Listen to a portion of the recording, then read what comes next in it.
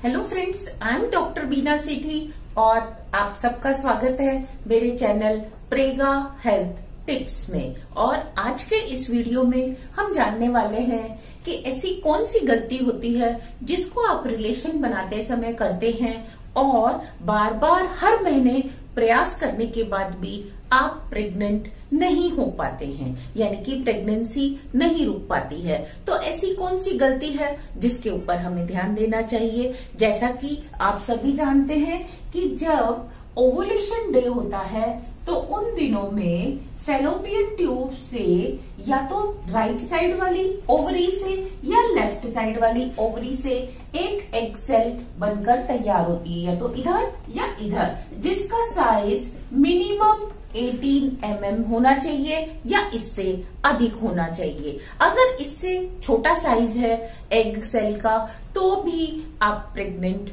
नहीं हो सकते हैं। और जब ये सेल बनकर तैयार होती है उस दिन को हम ओवुलेशन डे कहते हैं।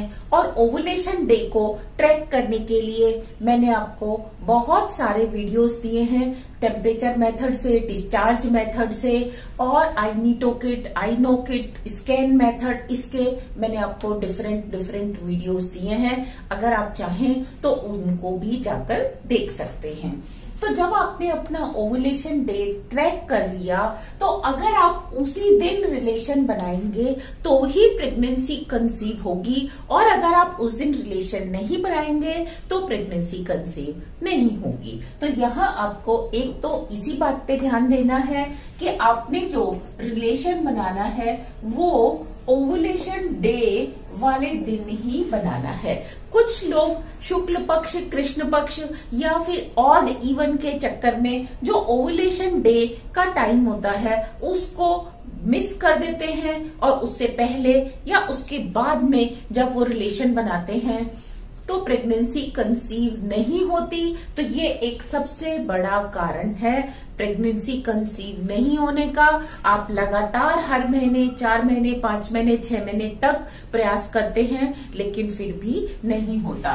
इसके बाद जो दूसरा इम्पोर्टेंट फैक्टर है वो है डेली रिलेशन डेवलप करना या दिन में एक से ज्यादा बार रिलेशन डेवलप करना।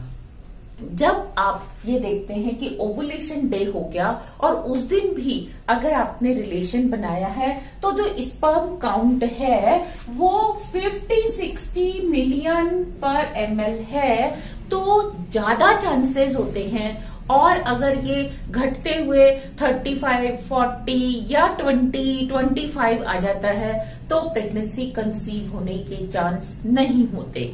अब यहाँ आपसे जो गलती होती है वो क्या होती है कि आप जब एनालिसिस कराने जाते हैं, सीमन का एनालिसिस कराने जाते हैं, तो आपको डॉक्टर्स कहते हैं कि आप 72 घंटे 72 आवर्स का ब्रेक लेकर जाएं। यानी कि जब आप सैंपल दे रहे हैं सीमन का उससे पहले 72 आवर्स तक आपने कोई रिलेशन ना बनाया हो।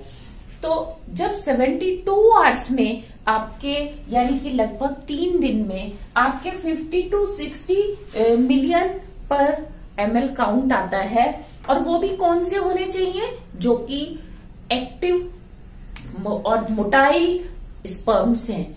अगर उसमें स्लजिश है या डेड ज्यादा है तो इसके कंसीव करने के चांस कम हो जाते हैं। ऐसा क्यों होता है? क्योंकि आप जब टेस्ट कराने जाते हैं तो 72 आवर्स का ब्रेक लेते हैं, लेकिन जब एक्चुअल आप कंसीव करने के लिए सोचते हैं तब आप डेली आप रिलेशन बनाते हैं। तो आप ये देखो, जब 72 आवर्स में इतना प्रोडक्शन हुआ तो ये 3 दिनों का प्रोडक्शन है, तो एक दिन का प्रोडक्शन कितना होगा? 1/3, 1/3, 1/3 मीन्स आपका 15 से 20 मिलियन ही होगा, और जो सफिशिएंट नहीं होता कंसीव करने के लिए। जब आप रिलेशन बनाते हैं तो आपके सारे स्पर्म्स इस एरिया में यानी कि वेजाइना और सर्विक्स के बीच में छोड़ दिए जाते हैं। सर्विक्स का थोड़ा सा मुंह खुला रहता है जिससे वो स्पर्म्स ऊपर की तरफ कुछ लेफ्ट साइड में कुछ राइट साइड में मूव करते हैं, और जब ये 50 to 60 मिलियन है तो इसमें से हार्डली 5-10 मिलियन ही क्या होंगे, ऊपर की तरफ मूव करेंगे। और इसमें भी वेजाइना की जो इनर वॉल्स होती है उसमें बहुत सारे इस तरीके से वेलाई होते हैं, यानी कि कुछ कुछ जो इसकी इंटरनल सरफेस है वो बाहर की तरफ उभरी हुई होती है। ये इतनी स्मूथ नहीं होती बल्कि ये इस तरीके से होती है। तो स्पर्म्स को इनके बीच में से टकराते हुए अपनी जर्नी करनी होती है, जिस दौरान भी कुछ स्पर्म्स डेड हो जाते हैं। और अगर एक भी एक्टिव स्पर्म यहाँ से 10 से 15 मिनट के बीच में इधर, और अगर एग सेल इधर है और वो इधर पहुंच जाता है तो ही आप कंसीव कर पाते हैं।